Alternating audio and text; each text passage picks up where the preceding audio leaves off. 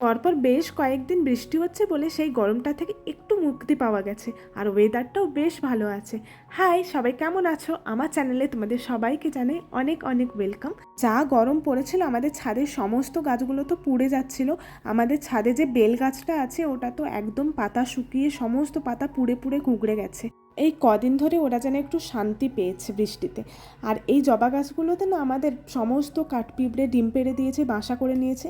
ফুলগুলো একদমই ফুটতে দিচ্ছে না, সব ঝরে ঝরে পড়ে যাচ্ছে।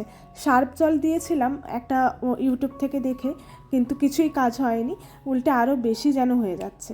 আর এখানে একটা কী গাছ বেরিয়েছে জানি না, আমার যেন মনে হচ্ছে তরমুজ গাছ এটা।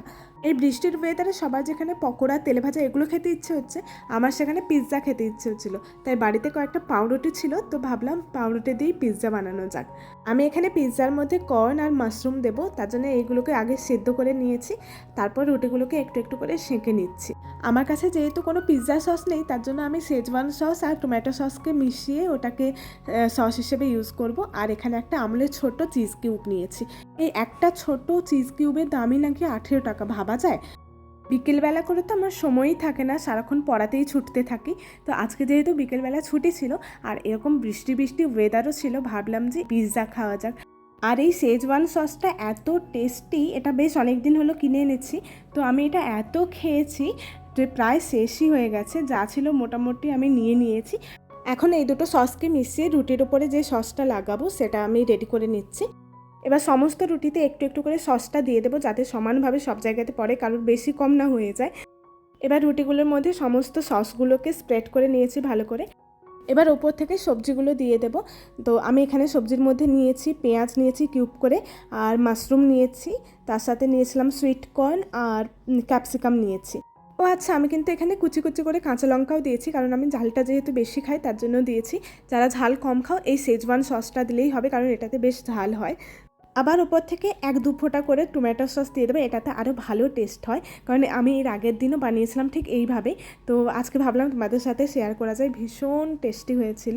আর ওপর থেকে একটু একটু করে গোলমরিচও ছড়িয়ে দিয়েছি, ওই যে বললাম আমি একটু বেশি স্পাইসি খেতে ভালোবাসি। এবার সব থেকে বেস্ট পার্ট আমার যেটা, চিজ, এটা আমি অ্যাড করে দেবো। তো আমি এরকম 2টো কিউব নিয়ে এসেছিলাম, তো আমি একটাই কিউব দিচ্ছি, কারণ এত দাম সবটা দেওয়া যাবে না, একটু বাঁচিয়ে বাঁচিয়ে তো চলতে হবে। একটা গ্রেটারের মধ্যে গ্রেট করে সমস্ত রুটির মধ্যে এটাকে ছড়িয়ে দেবো। অনেকের তো চিজ খেতে ভালো লাগে না, কিন্তু আমার ভীষণ ভালো লাগে। তোমাদের কার কার চিজ খেতে ভালো লাগে অবশ্যই কমেন্ট করে জানাবে। আমি কিন্তু আজকে ভেজ পিৎজাই বানালাম, কারণ আমার মা যেহেতু চিকেন খায় না, আমি আগেও বলেছি, তো তার জন্য আমি ভেজ পিৎজাই বানালাম। এটাও কিন্তু ভীষণ ভালো খেতে লাগে, চিকেন পিৎজার মতোই। আর এই যে মাশরুমটা অ্যাড করেছি, এটার জন্য আরও ভালো টেস্ট এসেছিলো। তো তোমরা এটা ট্রাই করতে পারো। তো ইকুয়ালি সব ব্রেডগুলোতে চিজ দেওয়া হয়ে গেছে, এখন এটাকে শুধু বেক করলেই হয়ে যাবে। থালার মধ্যে না একটু একটু চিজ পড়ে গিয়েছিল, আমি আমার মাকে বলছি এত দাম নিয়েছে, একটুও নষ্ট করা যাবে না, সব তুলে এর মধ্যে দিয়ে দিই। তার জন্য দেখো এখানে আমি থালা থেকে সমস্ত চিজ যেগুলো পড়েছিল সব পরিষ্কার করে তুলে তুলে রুটিগুলোর মধ্যে দিয়ে দিচ্ছি। তো চলো এখন বেশি কথা না বলে এগুলোকে তাড়াতাড়ি করে বেক করা যাক। কি সুন্দর দেখতে লাগছে না? মনে হচ্ছে এখনই খেয়ে নিই।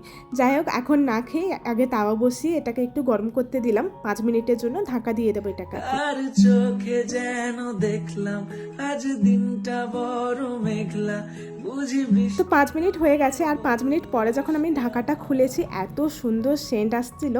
যাই হোক, এটা এখন পুরো রেডি হয়ে গেছে। আর বেশিক্ষণ তাওয়াতে রাখলে না এটা পুরো খটখটে শক্ত হয়ে যাবে, তখন আর খেতে ভালো লাগবে না। তো এগুলোকে এখন তাওয়া থেকে নামিয়ে নেব। এত সুন্দর লাগছিল দেখতে যে আমি নিজের রান্না দেখে নিজেই পাগল হয়ে যাচ্ছিলাম, যে আমি এত সুন্দর কী করে করতে পারলাম। দোকানে আমি মাত্র 2বার পিৎজা খেয়েছি, তো এবার থেকে আমি বাড়িতে সবসময় বানিয়ে খেতে পারবো, আর খরচও কম হবে।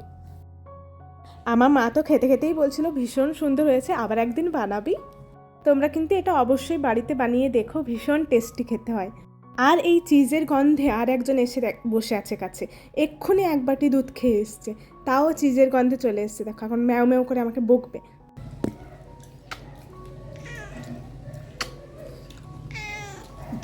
তো আজ ভিডিওটা আমি এখানেই টানছি, যদি ভালো লেগে থাকে তাহলে আমার চ্যানেলটাকে সাবস্ক্রাইব করবে। চলো টাটা।